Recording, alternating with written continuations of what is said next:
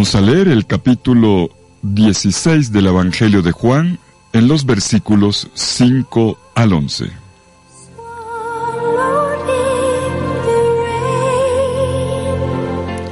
En aquel tiempo dijo Jesús a sus discípulos: Ahora me voy al que me envió, y ninguno de ustedes me pregunta: ¿a dónde vas? Sino que por haberles dicho esto, la tristeza les ha llenado el corazón. Sin embargo, les digo la verdad, les conviene que yo me vaya, porque si no me voy, no vendrá a ustedes el Paráclito. En cambio, si me voy, se lo enviaré. Y cuando venga, dejará convicto al mundo acerca de un pecado, de una justicia y de una condena. De un pecado porque no creen en mí, de una justicia porque me voy al Padre y no me verán, y de una condena porque el príncipe de este mundo está condenado. Palabra del Señor. Gloria a ti, Señor Jesús.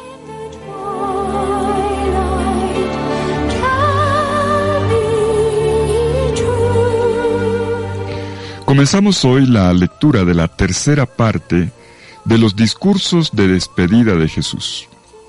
Y volvemos a encontrarnos con Jesús y los discípulos, quienes después de la cena ya han salido del cenáculo y van camino al Getsemaní en medio de la noche.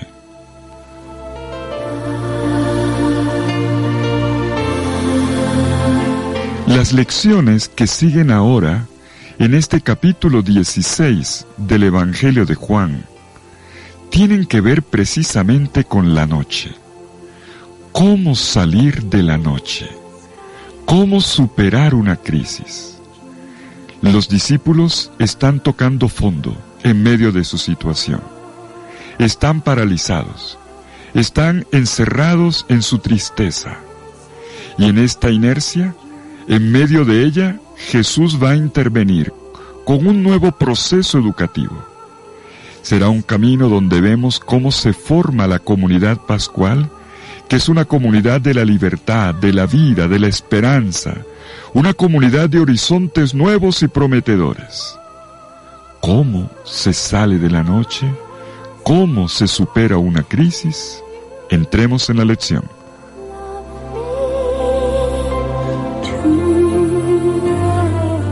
Ocurre de vez en cuando que nos encontremos sumergidos en la oscuridad, como si estuviéramos atravesando una larga noche interminable.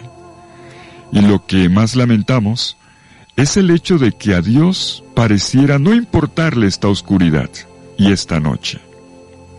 Pero la Pascua llega precisamente para recordarnos que nuestra fe y nuestra esperanza nacen de la certeza de que Dios vela, acompaña muy despierto nuestras noches.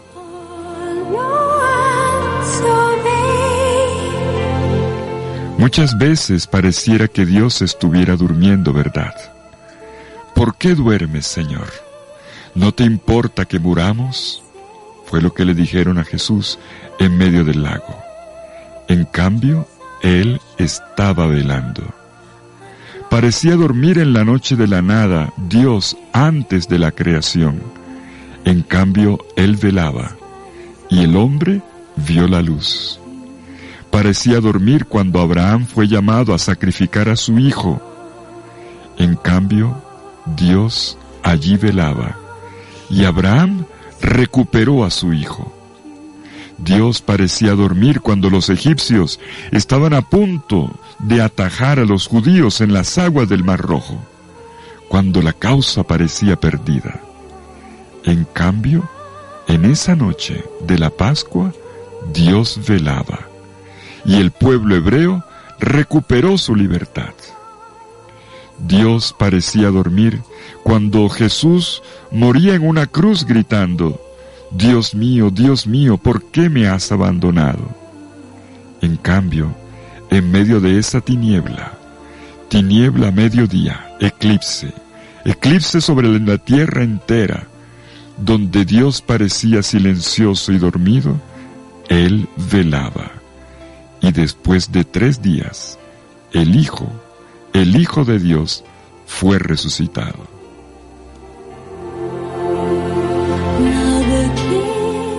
Las noches de la vigilia de Dios en la historia nos enseñan que nos equivocamos cuando creemos que Dios se ha quedado dormido solo por el hecho de que su paso no tiene lugar en la hora y en la forma en que nosotros reclamamos. Pero Dios es un Dios despierto, siempre despierto, y acompaña nuestras travesías en la noche.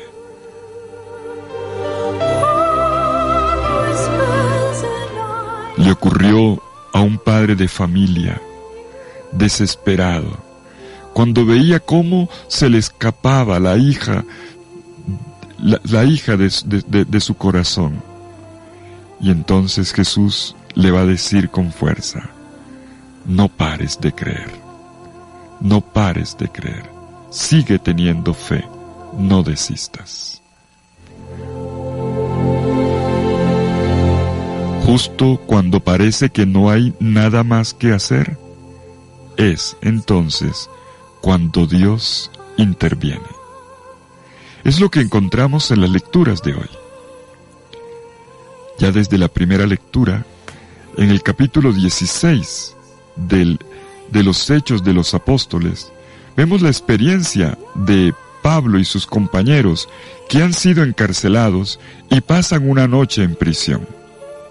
Capítulo 16, versículos 22 al 34 de los Hechos de los Apóstoles.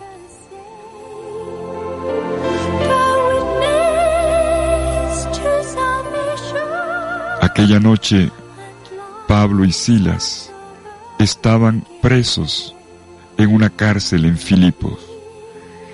Estaban encadenados. Incluso parecía encadenada la misión. Parecía detenida también, amarrada a cadenas el Evangelio.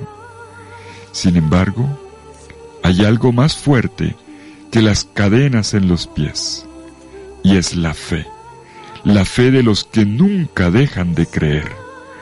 Y por lo tanto, incluso en el corazón de una noche profunda y en las profundidades de una prisión, ellos no dejan de recordar la obra del Dios del cual no dejan de cantar sus alabanzas.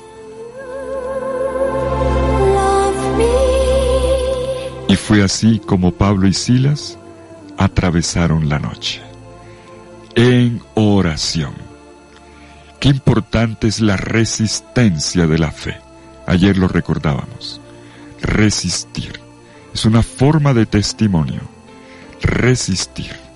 No dejarse tumbar, no tirar la toalla porque algo no sucede como uno quisiera, porque las cosas no se componen. No desistir.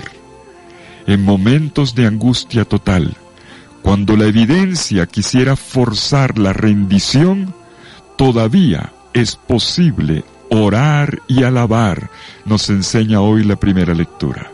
Es posible orar y alabar.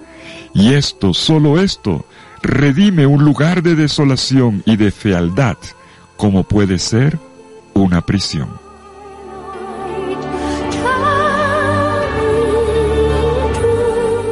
Una fe capaz de producir un terremoto y de llevar a todos a la libertad.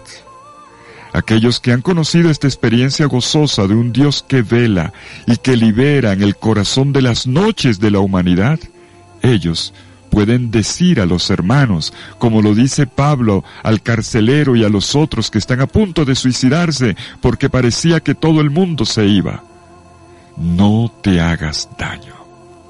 Esta es la palabra de Pablo y Silas a la noche de la humanidad y de los desesperados. No te hagas daño. Y este carcelero, que hasta hace poco tiempo era el custodio de la prisión, se convierte ahora en un hermano querido en la fe, con quien compartir no solamente la mesa, sino también la vida nueva en el Evangelio de Cristo Jesús.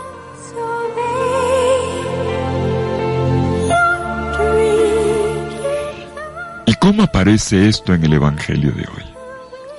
En el Evangelio de hoy comenzamos la última parte de los discursos de despedida de Jesús, donde los discípulos son retratados en este caminar en medio entre el cenáculo y el Getsemaní, donde Jesús pronunciará su oración.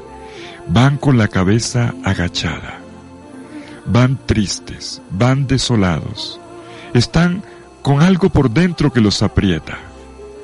Hay una inercia, no consiguen entender lo que ocurre, están confundidos. ¿Y ahora qué? Y Jesús, en esa noche del jueves santo, en esa noche que se prolongará de forma todavía más terrible el viernes con la muerte del Maestro, Jesús ahora les ofrece una nueva luz. Los enseña a superar la crisis, a atravesar la noche, a dar un paso nuevo en sus vidas que ocurrirá a la par de la misma Pascua del Maestro.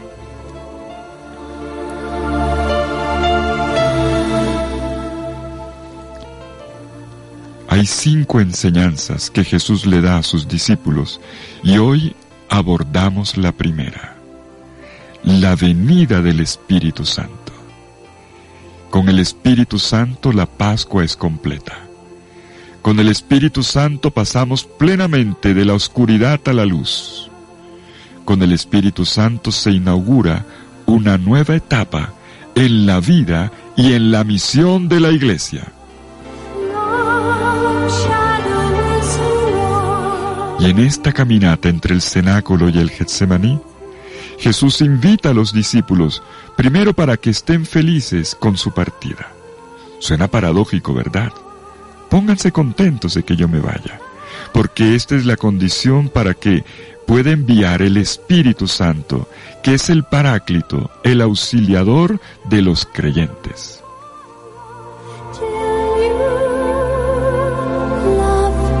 Y en esta obra del Espíritu que viene a partir de esta ida de Jesús, este nuevo don en el que la comunidad se renueva, ahora se puede vislumbrar la vida nueva de un pueblo transformado en la Pascua.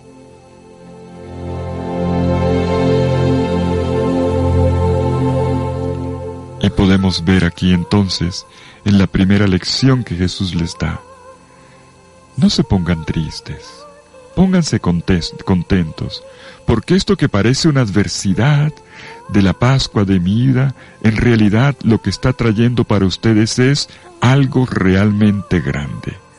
Vendrá el Espíritu, vendrá el Paráclito.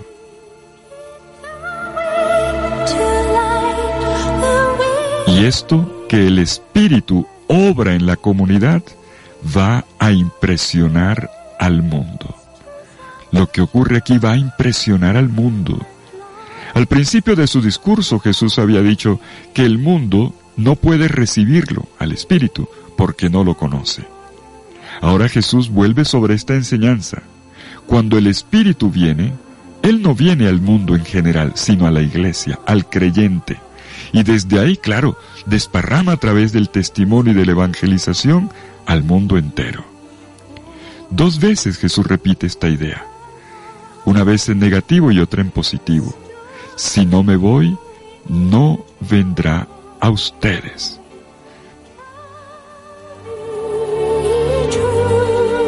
Pero enseguida lo dice en positivo.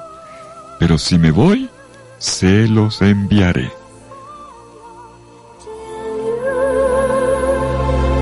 Y así, lo que el Espíritu hace en la iglesia es lo que va a impresionar al mundo.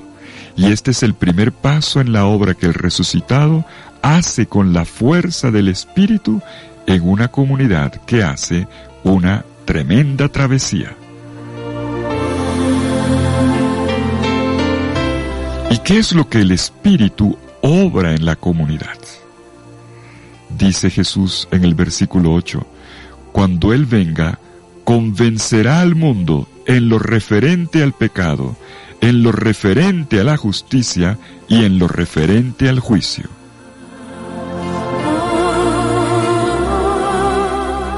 Jesús va lejos, muy lejos, al dilucidar ahora las implicaciones de la venida del Espíritu. Frente al testimonio de la Iglesia vivificada en el Espíritu Santo, el mundo ahora hace 3 aprendizajes.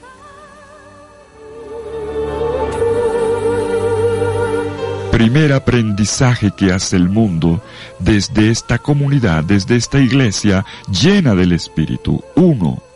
El sentido del pecado.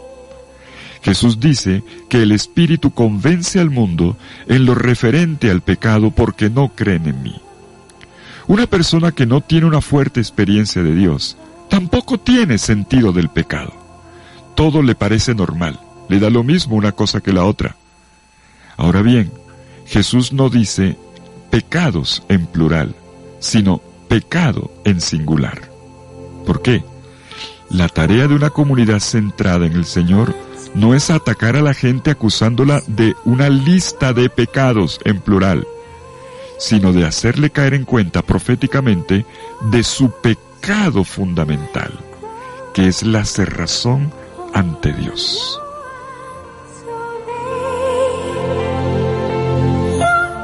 El pecado es el rechazo de Dios y de su proyecto para la humanidad. El pecado es una fuerza destructora que arrasa la gloria y la belleza de la humanidad. Una mirada rápida a lo que está ocurriendo en nuestro país y en el mundo entero nos hace caer en cuenta de que esto es verdad. Esto es justamente por pecado. Cuando nosotros nos cerramos, nos hacemos daño unos a otros. Pero quien lo hace no tiene conciencia de esto, no comprende el daño profundo que está haciendo.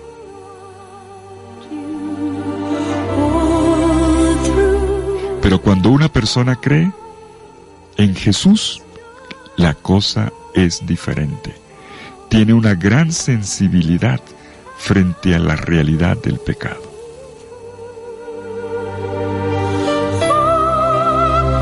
Además, cuando hay una comunidad viva, integrada, renovada, transformada, el pecado de aquel que juega con la vida y la dignidad de los demás queda denunciado. Quien está en esta situación cuando ve gente profundamente transformada por la presencia del Espíritu Santo, descubre por primera vez que la naturaleza del pecado es ignorar al dador de la vida, al único que puede dar serenidad, paz y perdón, y comienza entonces a tener sensibilidad de su propio pecado. Lo primero entonces es darnos cuenta de nuestro pecado. El Espíritu Santo nos da una sensibilidad para percatarnos de aquello que estamos haciendo mal. Pero viene el segundo aprendizaje. El segundo aprendizaje que hace el mundo desde esta comunidad renovada en el Espíritu. Descubrir dónde está la fuente de la justicia, de la rectitud de vida. Pues sí, el Espíritu convence al mundo en lo referente a la justicia, dice Jesús, porque me voy al Padre. La justicia o rectitud es un término que en el Antiguo Testamento equivale a santidad. Indica que una persona es íntegra a los ojos de Dios y del mundo, que es una imagen patente del hombre querido por Dios, hechura de Dios. La buena noticia del Evangelio es que uno se hace íntegro no por sí mismo, no por su propia fuerza, sino por una gracia.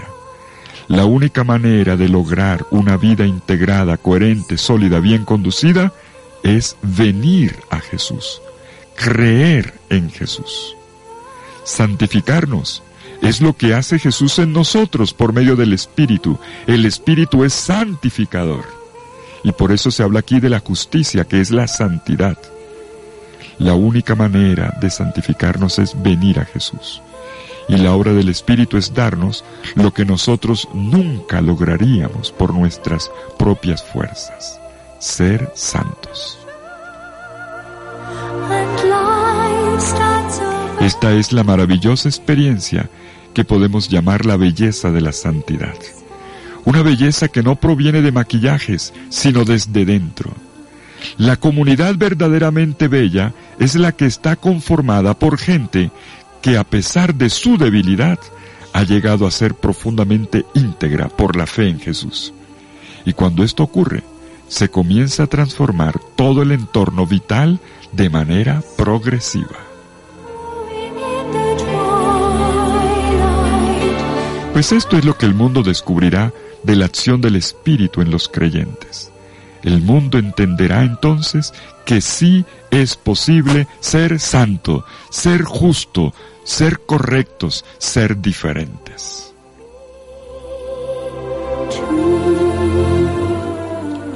Hoy podríamos orar con el Salmo 90, versículo 17.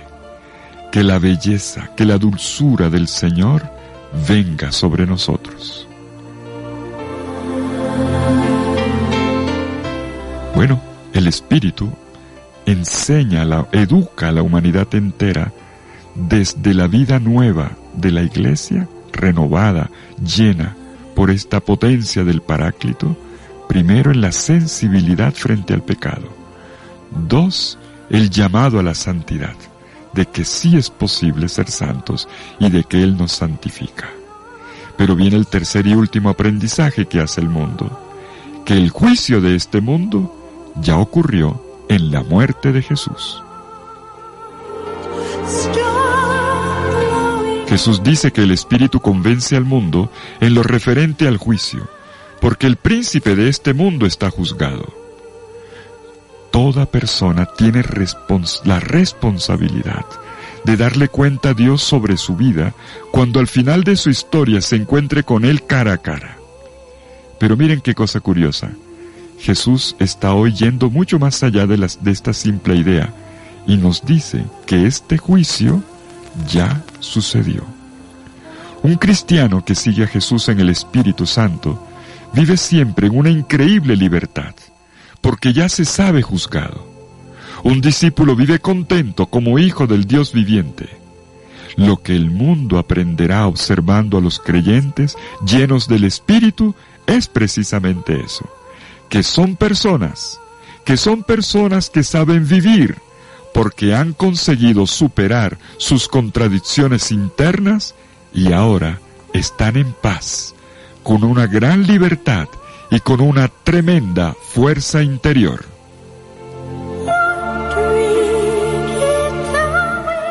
Y es así como empezamos la travesía, de la oscuridad hacia la luz, en las enseñanzas de Jesús a sus discípulos en medio de la noche, después que han salido del cenáculo y se dirigen al Getsemaní. Jesús enseña a vivir la Pascua.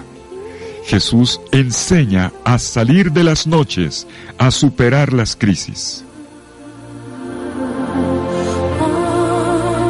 Y nosotros hoy oramos al Señor con estas palabras del Salmo 90, versículo 17, que cité hace un momento.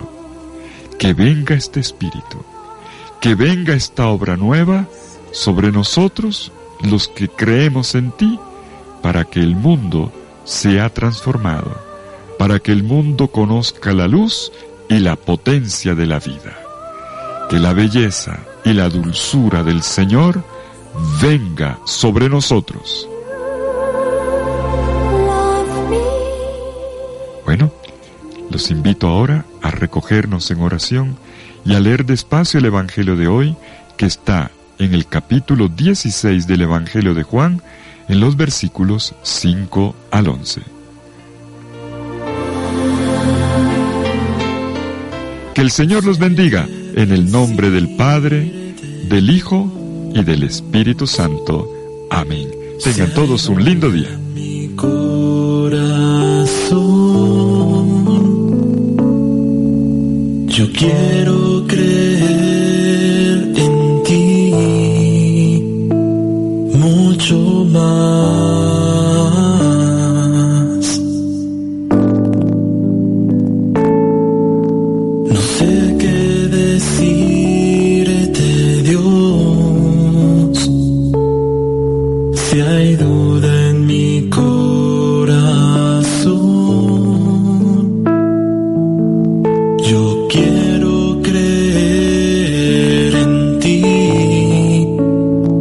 mucho más.